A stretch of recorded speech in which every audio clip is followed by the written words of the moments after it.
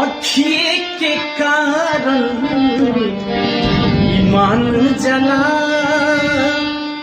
और अखिए से खुद के जान जला।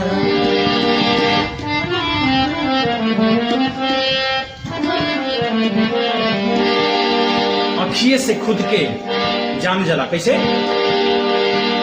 अखिए के कारण ईमान जला और अखिए से खुद के जान जला।